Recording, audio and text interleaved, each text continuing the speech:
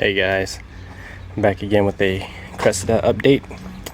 It's been a while, maybe about 2 months since I put out a video. I haven't been driving it because I was driving home one day and went to press on the brake pedal and it just went soft. So I knew I busted a brake line somewhere, limped it home, and it's just brake fluid gushing out like pretty much like right under here somewhere. So I'm pretty sure from the firewall down right there somewhere, you know, somewhere down there is probably you know, rusted out and broke through or something. You can see I'm like out of fluid, but basically today I'm going to be replacing that brake line DIY, just because I don't want to pay $400 or $500 at the shop just to get it replaced. You know, all they're gonna do is just literally just swap out like a 3-4 foot section like this and $300-$400, you know. So other than the car being a little low and being a pain in the butt to get to, I'm gonna try to do it myself. Not the first brake line I've ever done, but the first splicing that I've ever done. So basically what you'll need is obviously your brake line. You'll need one of these this flaring tool. You could just rent it from like AutoZone or O'Reilly's. You need this tube bender, and then you need these this flaring adapter. Alright, this is me coming from the future a few days later. Those fittings that I showed, as you can see like a second ago, were the wrong fittings. If you look at the package, it actually says not for automotive brake lines. So I don't know why they sold me that stuff, because initially I picked up this stuff, but the guy at the auto parts store said that these were the wrong stuff, so he gave me that stuff and I just kind of took his word for it, which I shouldn't have, and wasted a bunch of time, cut the line too short. So now I have to, you know, extend the line a little bit. But basically these are the fittings that you'll need, and they have this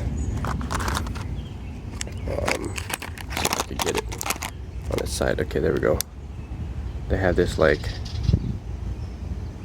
you see they have that like flare edged already, so it'll seal really nicely inside of the brake line.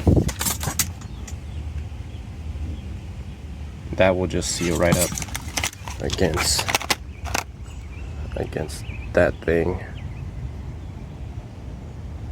But yeah, the other one he gave me was way more complicated, and I was a little unsure of how well it would work, but it ended up not working out. So there you go. Don't do what I did. Get this one, and you'll need a couple of these pieces so that you can thread it into each ends, because obviously the new brake line only comes with one on that end, one on this end, and then obviously once this connects here, you need one coming from the vehicle side to thread into this side, and then another one from the vehicle side to thread into the other side. So yep, there's that. We'll see how this goes. I don't even know if this is the right size brake line. I just kind of went to the store and just got one, but I'm hoping it's the right brake line, brake size. I mean, they're pretty, I don't know, I would say that's right. I mean, Japanese cars, they're all pretty close, so yeah. I won't go into full details of how I'm gonna do it, but I'll show you guys a few of the steps here and there. Let's get this car back on the road. Alright, so before I get too far, I already got the car jacked up, as you can see. So I traced some of the lines and fuel line. I'm not sure if it's return or the feed, but these two are fuel lines. And then this one is like, this one goes to the evap canister, so that's part of the fuel system as well, but I don't think it actually holds any fuel. It's probably just fuel vapors. And then this is the brake line. You can see I've already got it disconnected from up at the joint right there. Just pretty much just slipped right in. So then I won't even need to what's it called, splice this side, because I can just obviously make that bend and plug it right in. Or, you know, if I think that these bends are way too complicated, I can just like cut it right here or something. I mean, this is going kind of bad too, so I can cut it up here or something and just make this bend and come back and like splice it in like right here or something. But I got the new line right here, and just based off of like rough measurements, I have enough line to come all the way back to almost where this bend is, so I can cut it like pretty much almost anywhere I want, and it should still hold. I think what I'll do is I'll probably cut it like right here where this hump is right here. This it's like a little more space right here, so I'll be able to like get that pipe cutter tool around here, cut this off, and then from there I'll try to see if I can mimic these bends. If I can't, then I'll just, you know, cut it off wherever and then splice it in. But basically my pinhole is somewhere right here. Won't be able to see since all this stuff is like corroding off, but there's like a small pinhole, and I had my brother step on the brake pedal and basically just like shooting brake fluid straight up into the chassis. So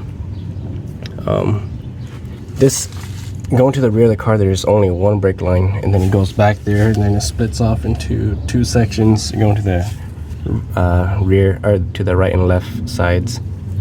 So let's get it cut and spliced in. Alright, so I've got my brake lines bent. You can see they got pretty identical shape. This one's obviously a little longer, but if I hold it so that they're at the same angle, they're pretty much the same shape. It's kind of hard to get a tight bend using this thing, because obviously if this lip was like a lot closer over here, I could get a nice tight bend right here like this, but it's not. So I'm gonna check firewall clearance. If the firewall doesn't clear it, then I'll probably have to move this back, chop this down a little bit, and then re-flare it. But the issue is that since this thing can't go too far back, I don't know if I have enough space to grip it to flare it, you know. But I'll see what I can do. But if I can't chop it down this far, at least if I can cut down like ½ an inch, it should give me firewall clearance, but or frame rail clearance, whatever. But yeah, let's test fit it first, and then we'll see if it fits. If it fits, I'm just gonna go ahead and cut this end off and splice it to the old one. Alright, so on to my next issue. This fitting threads all the way in, but it doesn't actually tighten, so that means that I will definitely be losing brake fluid, even with this completely tightened, just because I don't think it can go deep enough to actually push this flange to seal against the adapter piece. This one is not in the best condition, but it's obviously long enough to be able to do what this one can't. So just gonna have to chop it off here and hope I have enough space to you know, make a new flange. But yeah, basically to cut this, you just gotta use one of these like pipe cutting tools, and you know, you just rotate it around the pipe a couple times,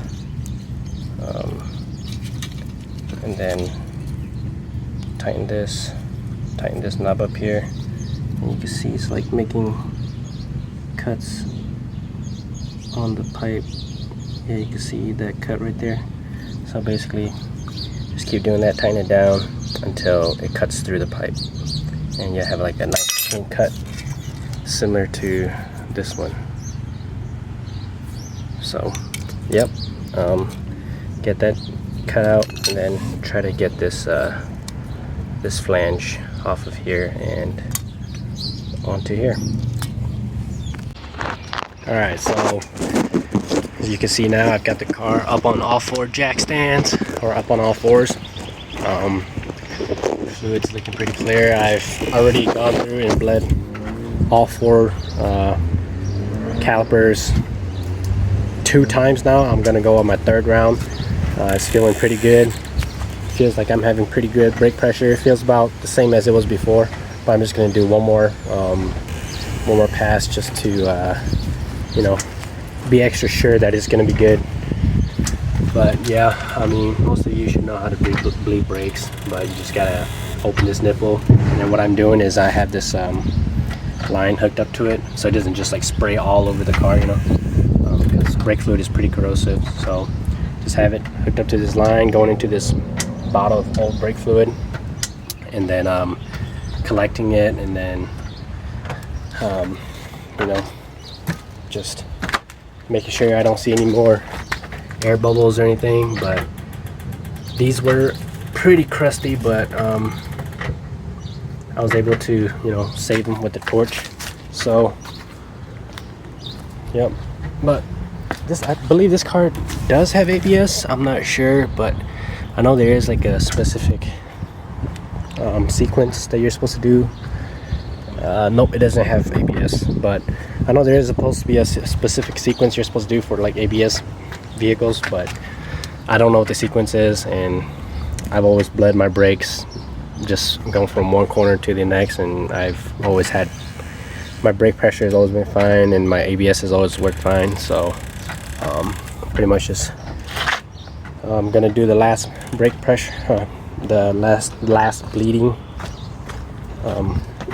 get any residual air bubbles out, and then we'll be good to go. And then I'll show you guys the repair down here.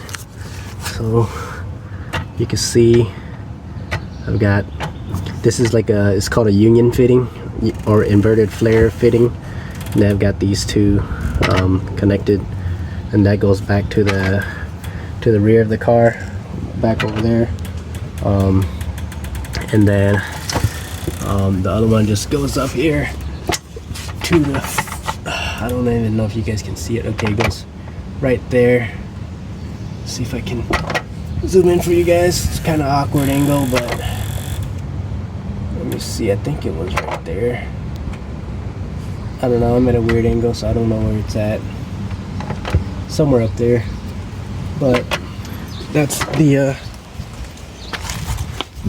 fitting in there. As you guys can see, there's no leaks. I've been bleeding it for quite a bit now, and there's no leaks, unlike that first fitting that the guy at the auto parts store gave me. You know, that one was just a complete mess. So pretty happy about it so far. Just gonna get one last bleed, and then she'll be good to go back on the road.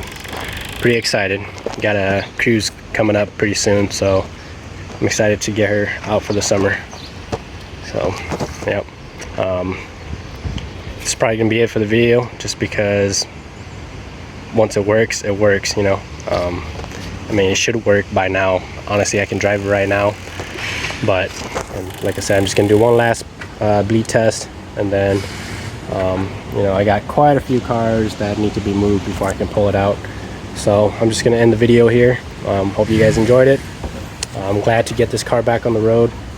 It's been sitting here for about 2 months now, so just been busy with school, but now that school's out, I'm able to get it done. Pretty exciting. So yep, hopefully I'll be posting more content soon. Just gotta you know, save up a little more money, just because I got this piece of turd over here. This is an Evo 8, and it's got a blown engine, so we got to fix that too. Fix that, probably sell it, and then get some money, and then come fix the Cressida. So, yep. Thanks for watching, guys.